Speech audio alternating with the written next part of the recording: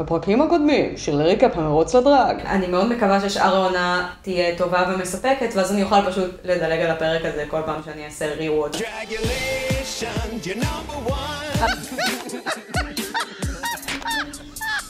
זה לא שלא חשבתי, אולי אני אוותר פשוט על הריקאפ הזה ועבור לעשות ריקאפ של UK. נשף התיקים, המכונה כך כי לצפות פה זה תיק, את המיני משימה של השבוע מממנת חברת טפטים.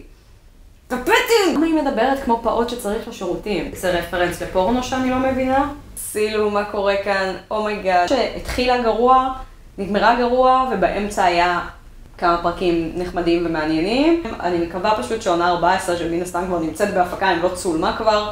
תעשה את זה קצת יותר חכם וקצת יותר טוב. ריקאפ המרוץ לדרג.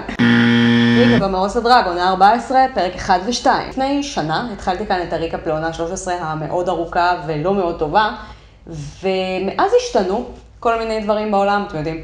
התחלפה הממשלה, אני עברתי דירה וצבעתי את השיער הסגול, ובטי ווייט מתה, ואלמוניה כוכב טיק טוק משום מה, והיו עוד 5,000 עונות של דרג רייס פחות או יותר.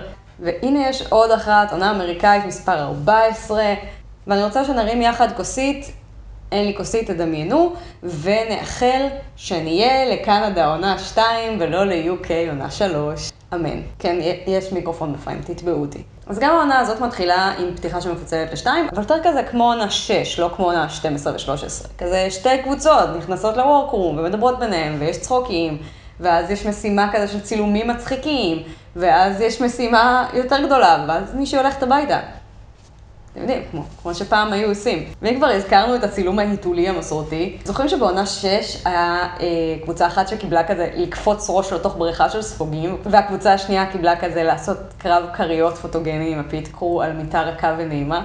אז גם הפעם יש קבוצה שנדפקת יותר, יש קבוצה אחת שנותנים לה כזה להצטלם צילומי פינאפ כזה על קערה ענקית של טיק טק, ויש קבוצה אחת שקושרים אותה לגלגל ומסובבים אותה. I thrive being thrown around. That sounds really dirty. והמשימה הראשונה שלנו לעונה היא תחרות הכישרונות, שזה משימה שמזוהה עם אולסטארס, והייתה קצת בגרסאות זרות, אולי רק בדאון אנדר, לא סגורה על זה. אני לא מבינה איך זה לא קרה קודם האמת, כי זה פשוט משימה ממש כיפית, ואני חושבת שזו דרך הרבה יותר טובה להכיר את המלכות החדשות מאשר לתת להם לתפור משהו.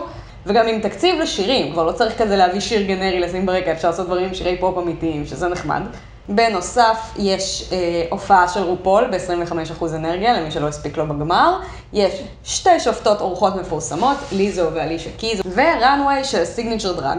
ובאמת, יש תחושה שבנו את כל המבנה הזה כדי באמת להכיר את המלכות ולהתלהב מהם ולהסתכן מהם כבר בפרק הראשון. זה כאילו obvious, אבל אנחנו זוכרים מה קרה בעונה הקודמת, מתי שרצינו להכיר מלכות, פשוט נתנו לכולן לעשות ליפסינק לפני שאנחנו זוכרים את השמות שלהם. כאילו ראיתי את הפרק הראשון ואמרתי, מה זה, נהניתי יותר שנהניתי מאיזה חצי עונה 13, רק בפרק הזה. והראיתי שהיה משהו בפרק הזה, אולי זה בעריכה או באופן כללי באיך שהם הפיקו את העונה, שפשוט הרגישה לי הרבה יותר כזה ישירה וקורקטית, במובן הטוב, לא במובן של כאילו יבשה. שהרגשתי שבאמת רוצים להתמקד קצת במלכות ובאופי שלהם ובכישרונות שלהם ובתחרות ביניהם, ופחות בואו ננסה לדחוף אותם לפינה עם כל מיני סכסוכים בכוח ודרמות בשקל. לא שלא היו בפרקים האלה דיונים בין המלכות, כזה פסיב אגרסיב, או הקטע המוזר הזה שפשוט חשפו שיש מתמודד הטרוסיסט, בלי קשר לשום דבר, כזה שהמלכות ילחצו ויבעלו. First straight contestant. אבל בסך הכל היה פחות מזה מבעונות קודמות. עונה 11 אירוע. אני לא הולכת עכשיו באמת לפרט מה חשבתי על כל אחת ואחת מהמלכות או על הלוקים שלהם, כי אנחנו נהיה פה כל היום וחבל, ויש לנו עונה שלמה להתעסק בדברים האלה.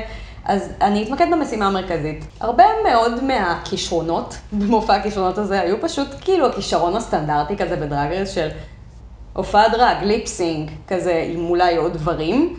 נגיד קרי עשתה ליפסינג עם קפיצות בחבל, או מה שזה לא יהיה שדיה בטי עשתה.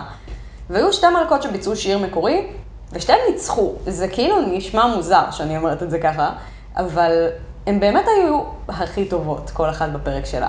אני מדברת כמובן על קורנברד אנג'ריה האריס ון מייקלס. נשבעת שאני בדקתי קודם איך אומרים את השם שלה וזה לא נקלט לי. היו שתי מלכות שעשו קטע עם גיטרה, מני מורפסיס אשכרה נגנה, כולל קטע שבו היא נגנה עם הלשון, ואליסה לא. Ain't no chord on that guitar. כאילו, אני מניחה שאני אמורה להיות בעד מדי, כי היא אשכרה עשתה משהו, הפגין איזשהו כישרון. לא מאוד נהניתי מהקטע שלה, הוא לא היה מאוד מעניין. לא היה בו את האקסטרה שאמור להפוך את זה מסתם מישהי מנגנת בגיטרה בדרג עם חליפה מגניבה לשואו. אבל באמת שההופעה של אליסה הנטר הייתה כל כך ליים, זה היה מאכזב, כי היא הייתה המלכה הראשונה שנכנסה, והיה המון וייב של כזה, כן, היא הולכת להיות אחת החזקות, כדאי לשים לב אליה, וזה היה כזה, אני הולכת לעשות מופע שלא מאפיין את מי שאני, ולא לעשות אותו מאוד טוב. הליפסינק הכי יוצא דופן היה זה של ווילו פיל, במובן הטוב, באופן כללי הייתה מאוד האנדרדוג של הפרק הראשון, ממש מהשנייה הראשונה שהיא נכנסה במין לוק Y2K, קצת פשוט מדי ומוזר, והיא נראתה נורא בלחץ, ופתאום בהופעה שלה הכל קצת התחבר, ואני חושבת שגם השופטים וגם המתמודדות הבינו מה הקטע. אולי הם לא הבינו 100% איך המוח שלה עובד, אבל לפחות הבינו שזה נעשה מתוך מחשבה. לגבי הלוק כניסה שלה אגב, ראיתי בטיקטוק כל מיני טענות מה זה מוזרות של כזה, אתם לא מבינים, זה Y2K, אתם זקנים מדי להבין את זה, אז כזה. מה זקנים מדי להבין את זה? לולי, זה שלנו, אתם לקחתם את זה מאיתנו. אנחנו התלבשנו ככה באמת, אני יכולתי לבוא ככה לבת מצווה של מישהי, כולל החולצה עם השגיאת כתיב, ולא הייתי יודעת שזאת שגיאת כתיב. היו גם מלכות שבחרו לעשות דברים אחרים. ליידי קמדן עשתה פרשנות מודרנית ומריסטית כזאת לבלט, על פאקינג עקבים, אני לא יודעת שזה אפשרי. בוסקו עשתה, תהיו איתי רגע, אם היו עושים עוד סרט גופי, ומקס גוף היה הולך להופעת ברולסק, ככה היא הייתה נראית לדעתי. ג'ון ג'מבליה רקדה ריקודים אפריקאים, אוריאן סטורי עשתה פנומנל פיל מאלי אקספרס. ובסופו של דבר, שתי המלכות הראשונות ללכת הביתה, הן אוריאן סטורי ודיה בטי. זה קצת חבל, כי הן שתי מלכות כזה עם וייב אלטרנטיבי, קצת שונה מהסטנדרט של התוכנית, ווירדיות כאלה, אבל שתיהן בבירור הפסידו את הליפסינג, ובבירור היו הפחות טובות בשבוע שלהם. נגיד ג'ון, אני לא בטוחה בכלל שהגיעה לה להיות בבוטום. הלוק כניסה שלה היה די מאפן, ולא לגמרי הצלחתי להבין מה הקטע שלה ומה הייחוד שלה. ובליפסינג היא הייתה מטורפת ומדהימה, ועכשיו יש לי הרבה יותר כבוד עליה, כי ראיתי את זה. אבל היא הייתה באותו פרק עם אליסה, וכזה, אר גיטר, באמת, זה יותר טוב מכאילו מישהי שעשתה משהו ממש מגניב ומיוחד, שהיא קלירלי יודעת לעשות אותו ברמת מיומנות גבוהה, אבל מדי פעם נפל הסרט על הראש. כאילו, אני לא אתפלא אם הסיבה היחידה שהם עשו את זה שהם רצו שג'ון תפציץ בליפסינק מול ליזו. לג'יט, I guess. שבוע שני, דיה בטי קצת נגררה על הרצפה על ידי דג'ה סקאי, אני מקווה שאני אומרת את זה נכון, זה לא שם קל. עד אותה נקודה בפרק הייתה תחושה שהיא הולכת להיות מאוד בולטת בעונה, שהיא הולכת להיות סוג של כזה מלכת קמפ כיפית שגם כזה חצי מקריינת את הפרקים, ואז פשוט ההופעה הייתה לא טובה, אני לא חושבת שמישהו ציפה לזה, שהיא פשוט תהיה לא מצחיקה. אז מועמדות להדחה מאוד מוצדקת, וליפסינק טוב. זה צבע, זה אפקט, נכון? נכון? במקרה של דיה בטי, קצת הרגשתי שהיא לא מוכנה עדיין, שהיא מישהי שהגיעה לדרגס פשוט מוקדם מדי, אבל אוריאן סטורי פשוט זה היה עצוב. הרגשתי שהיא מאמינה בקטע שלה, שזה משהו שהיא עושה בהופעות, שכאילו היא באמת חושבת שהוא טוב ומצחיק, ופשוט זה התנפץ לה בפרצוף. וזה קצת הצד האפל של להתחיל את העונה עם מופע כישרונות. כאילו זה כל כך הרבה יותר עצוב ללכת הביתה אחרי שנתת את מה שאת הרגשת שהוא ממש את, מאשר, לא יודעת, לפרק פיג'מות ולעשות מזה בגד או משהו.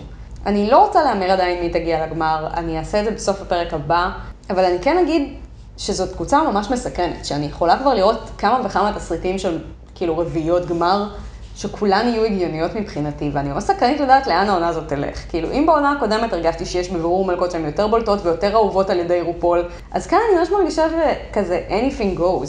ואני חושבת שזאת הסיבה שבכלל החלטתי לעשות את הריקאפ הזה. כי הייתי מאוד קרובה להגיד, עזבו, אין לי כוח, זה לא שווה את זה, לא משלמים לי על זה. אבל אז ראיתי את הפרק הראשון ואמרתי, טוב, זה כן מעניין אותי, זה כן נראה לי כיף לעקוב אחרי העונה הזאת, וזה בטח יהיה יותר כיף לסקר אותה מאשר את העונה הקודמת. אז נקווה שאני לא טועה. אז אני אראה אתכם פה בשבוע הבא. בינתיים אתם מוזמנים לעקוב אחריי בכל מיני רשתות חברתיות. אם אתם ביוטיוב יש לינק למטה. תודה רבה שצפיתם בי וביי בינתיים.